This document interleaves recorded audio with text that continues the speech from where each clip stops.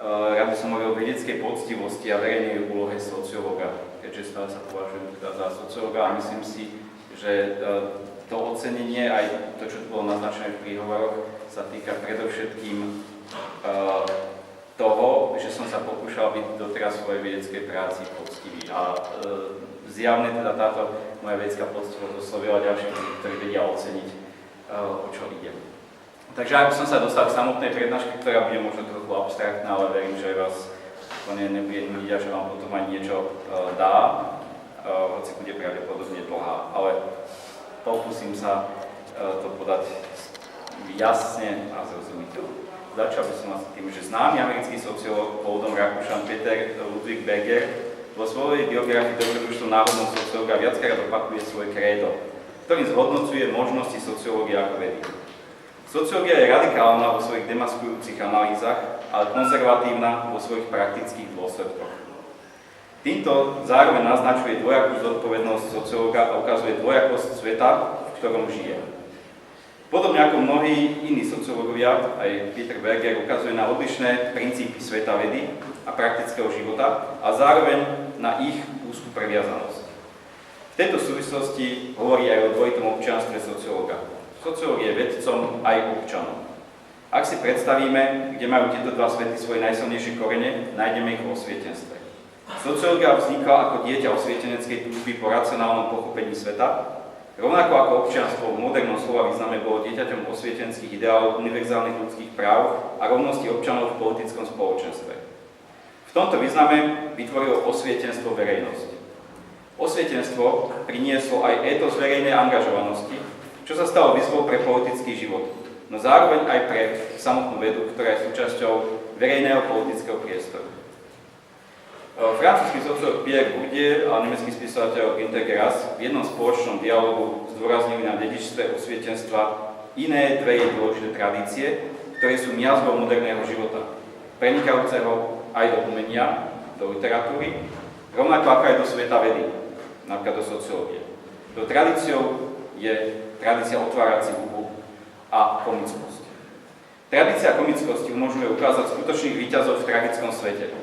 Sú nimi tí, ktorí v hrozných podmienkach bolesti a v neúspechoch dokážu vidieť komickú stránku ľudskej existencie a v tomto význame byť takým víťazom, ako bol Candide od Voltaira alebo Jakub Fatalista od Diderota. Sociológia v jej humanistickej tradícii je podobným rozprávaním o histórii a pohľade na svet z dola. Nie je to preberanie pohľadu víťazov, ale ukazuje aj svet z pohľadu neúspešných, tých, ktorí sú na okraji alebo inak vylúčení zo spoločnosti. A práve úlohe neskrotenej, možno neskrotnej sociológie by som sa chcel venovať viacej. Jedna zo zakladateľských osobností modernej sociológie Max Weber vo svojej známej prednáške z roku 1919 Veda ako povolanie hovorí o dôležitosti hodnotovej neutrality vedeckej argumentácie. Tento argument, odvolávanie sa na hodnotovú neutralitu, býva často zjednodušujúco využívaný na potláčanie verejného rozmeru a úlohy sociológie. Weber však o hodnotovej neutralite hovorí predovšetkým vo vzťahu učiteľa a študentov, dávajú ako podmienku toho inak veľmi nerovného vzťahu. Od vedca, ako aj od učiteľa, môžeme žiadať len intelektuálnu poctivosť, teda aby uznal, že zisťovanie údajov a odpoveď na otázku, čo je hodnotou kultúry, a ako máme konať, sú dva heterogénne problémy. Sú to dve rôzne, veľmi odlišné sféry. Prorok alebo demagóg, teda ľudia zaťažení hodnotami a víziami o dobre, do učební nepatria. No Weber takýchto ľudí posiela do ulic, do verejnej diskusie, tam, kde je možná kritika. Týmto pripúšťa a dokonca aj apeluje na akceptovanie spoločenského rozmeru života vedca. Vo verejnom priestore však už nedochádza k neutrálnemu odstupu od sveta a nestrannému zhodnocovaniu faktov, ale aj vedec ako človek vstupuje do stretu rôznych hodnotových systémov, ktoré voči sebe stoja v nezmieriteľnom boji v snahe ukázať, čo je dobré a čo je zlé. Je otrpanou múdrosťou, že niečo môže byť pravdivé, hoci a práve preto, lebo to nie je ani krásne, ani sveté, ani dobré. Veda nedokáže rozhodovať v týchto vzájomných sporoch. Druhé občianstvo sociológa, vedca, teda jeho prítomnosť v každodennom živote hodnotnú teda umožňuje zúčastňovať sa takýchto zápasov, no on vo verejnom priestore, teda v tlači, na spoločkách, spolkoch, teda aj na trhovisku života, to, čo sa dá všeobecne označiť ako verejná sféra. Veda praktickému a osobnému životu môže prispieť pozitívne predovšetkým tým, že poskytuje znalosti o technike, ako zvládnuť život, vonkajšie veci a prípadne aj konanie ľudí, napríklad výpočtom. Ale zároveň ponúka metódu myslenia, jeho nástroje a jeho výučbu. Okrem toho, veda ponúka možnosť uvažovať jasne, teda pripustiť možnosť rôznych stanovísk. V tomto ohľade sa môže vyjadriť aj o tom, aké dôsledky pre vás môže mať, ak sa prikloníte k jednému alebo inému hodnotovému stanovisku, teda ak si vyberiete jedno z tých zápasiacich poštiev. Z Weberových charakteristík vyplýva pre sociológa a pre vedca všeobecne jeden dôležitý záväzok. Ako vedec nemôže a nedokáže presadzovať svoje božstvo ako jediné a nespochybniteľné a v tejto relativizujúcej, no nie relativistickej pozícii dokáže a ak chce byť intelektuálne poctivý, aj musí argumentami doložiť, prečo sa prikláňa práve k tomuto božstvu, ktoré vyznáva a aké hodnoty sú pre neho osobne dôležité a o aké ciele sa snaží. Pierre Bourdieu vo svojej slávnostnej prednáške pri preberaní ceny za vedu, ktorú označuje chvála sociológie, pripísal sociológom sokratovskú úlohu pôrodníkov poznania o dysfunkciách a napätiach v rôznych inštitúciách. Túto úlohu pôrodníkov, ktoré môže to slúžiť pre jednotlivcov a celé skupiny.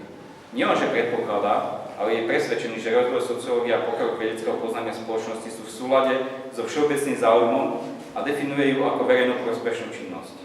No zároveň varuje, že by v tejto pozícii nemala za úlohu bezodkladne reagovať na bezprostredné potreby spoločnosti v úvodzovkách alebo tých, ktorí sa vydávajú za hovorcov spoločnosti. Tam môžeme zarátať politikov, novinárov, úradníkov. A už vôbec nie tých, ktorí v spoločnosti vládnu. A upozorňuje aj na tú časť výskumov, ktoré bohatomocní podporujú, no ktoré neslúžia k poznávaniu sociálneho sveta, ale sú nástrojom určitej sociálnej demagógie. Aj z toho dôvodu bude vyžaduje od sociológie schopnosť reflexivity, teda schopnosti pozerať sa na širšie spoločenské súvislosti svojho vlastného fungovania a teda vidieť, komu môže sociologické poznanie slúžiť a na čo môže byť využívané.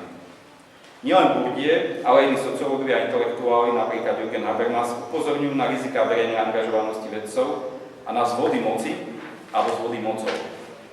Habermas pripisuje intelektuálom podobné možnosti ovplyvňovať verejnú mienku slovom, ako majú novinári, experti a politici, no napriek tomu im pripisuje iné charakteristiky, ako uvedené tieto skupiny. Až vtedy sú intelektuálmi, keď sa odvolávaním na univerzalistické hodnoty púšťajú do boja za potlačované alebo odopierané pravdy. Patria do sveta, kde sa politika nespája so štátnou činnosťou, ale ich svedie kultúrou politických sporov, v ktoré možno občanov zbaviť pút a zmobilizovať ich komunikatívne slobody. Teda ponúknuť im okrem odkrytia mechanizmov aj slovnú výbavu a argumenty. Ak sa intelektuál obracia na verejnosť argumentami, musí sa na ňu obracať nie ako na publikum, tvorené divákmi, ale obracať sa má na potenciálnych účastníkov diskusie. V ideálnom prípade ide o výmenu dôvodov, nie o zinscenované divadlo. Aj preto politici v médiách neradi nechávajú intelektuálom verejne nejaký priestor. Intelektuál by však nemal vplyv, ktorý získava prostredníctvom slov používať na získanie moci. Mal by sa angažovať len vtedy, ale potom v správnom okamihu, mal by byť ako systém včasného varovania, keď sa veci vymykajú spod kontroly. V istom okamihu sa musí dokázať znepokojiť kritickým vývojom, a to už v čase, keď sa iní ešte venujú bežným témam. K tomu potrebuje podľa Habermasa takýto intelektuál viacero vlastností, ktoré zároveň ukazujú na miesto verejného intelektuála. Má byť citlivý na poškodenie normatívnej citlivosti spoločenstva. To je taký prvý znak. Druhý má opatrne predvídať nebezpečenstvá, ktoré ohrozujú spoločné formy života. Tretím znakom má mať zmysel pre to, čo by mohlo byť inak. Štvrtým znakom má mať predstavivosť pri načrtnutí alternatív a piatým znakom je, že má mať odvahu na polarizáciu, neslušné vyjadrenia alebo písanie pamfletov.